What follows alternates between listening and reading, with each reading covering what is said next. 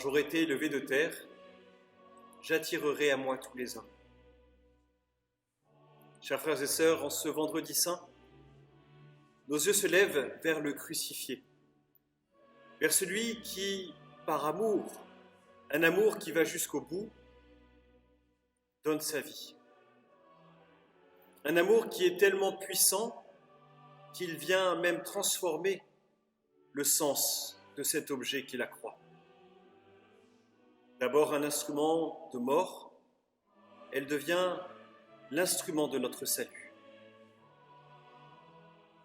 Un salut qui vient de Dieu, c'est la dimension verticale.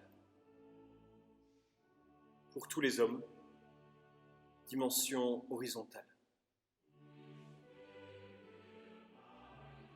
De cette grâce de salut découlent deux actions qui sont au cœur de l'office de la Passion.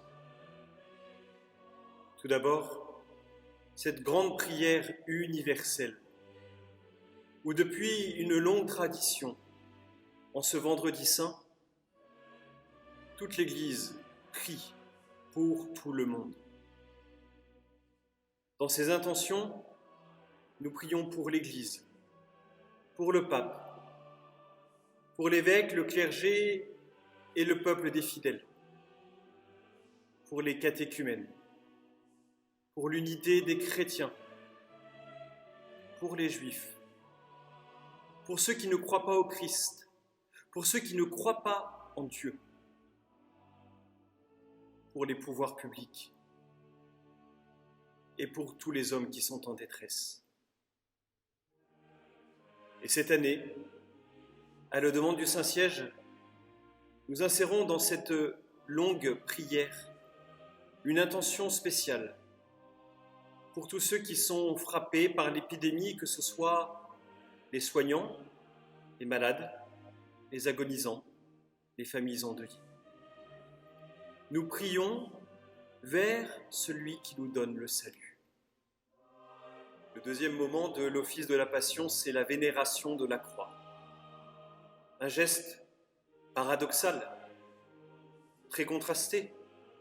Comment adorer ce qui a donné la mort à notre Seigneur Jésus-Christ? Mais n'allons pas dissiper trop vite ce contraste, car c'est là qu'est la source du salut.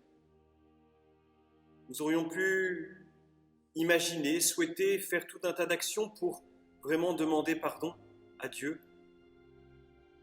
Et le Seigneur vient nous dire que, de toute façon,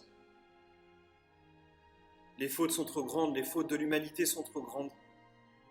Et il vient, par amour, par miséricorde, donner, bien au-delà des mérites de tous les hommes, de tous les temps, la réconciliation. Celui qui s'est anéanti, nous l'adorons. Sa sainte croix, nous la vénérons.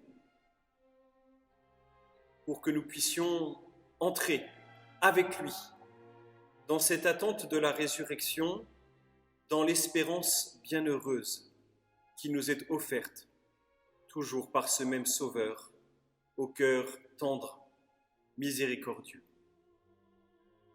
Avec la mise au tombeau, commence le moment de l'attente. Mais quelle attente? C'est l'attente de Marie, Stabat Mater, Marie qui est demeurée debout au pied de la croix. Marie qui, sans doute affligée, voit la pierre lourde du tombeau se fermer.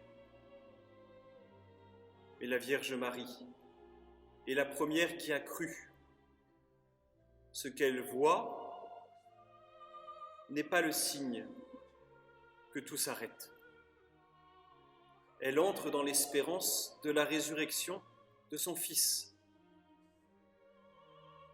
À la suite de ce vendredi saint, vivons un samedi saint dans le recueillement, un certain silence et une vive espérance.